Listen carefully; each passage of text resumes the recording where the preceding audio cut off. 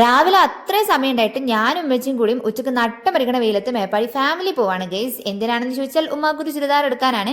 2 ദിവസം കഴിയുമ്പോൾ ഉമ്മാന്റെ റിലേറ്റീവിന്റെ ഹൗസ് വാമിംഗ് ആണ്. അതിന് ഇപ്പോഴാണ് ഡ്രസ്സ് എടുക്കാൻ പോണത്. ഇതിന് പഴമക്കാർ പറയുന്നൊരു പഴഞ്ചൊല്ലുണ്ട്, അത് ഞാനിവിടെ പറയുന്നില്ല, അത് അത്ര നല്ല വേർഡ്സ് അല്ലാത്തതുകൊണ്ട്.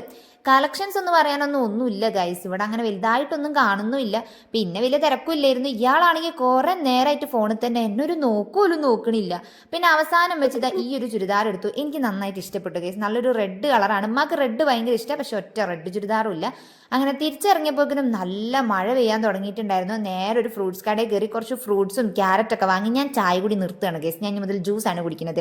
പിന്നെ നല്ല മഴയൊക്കെ ആണല്ലോ, അപ്പോൾ ഞങ്ങൾ വീട്ടിൽ വന്നിട്ട് നല്ല ചിക്കനൊക്കെ വറുത്ത് കോരി തിന്നാന്ന് വിചാരിച്ച് അങ്ങനെ ഉമ്മ ചിക്കൻ പൊരിക്കുകയാണ്. പിന്നെ ഉമ്മാക്കൊരു പൂതി പറഞ്ഞപ്പോൾ ഞാൻ കയ്യിൽ മെഹന്തി ഇട്ട് കൊടുത്തിട്ടുണ്ടായിരുന്നു. അതാണ് ഉമ്മച്ചി ഒറ്റക്കായി വെച്ചിട്ട് ചിക്കൻ പൊരിക്കുന്നത്.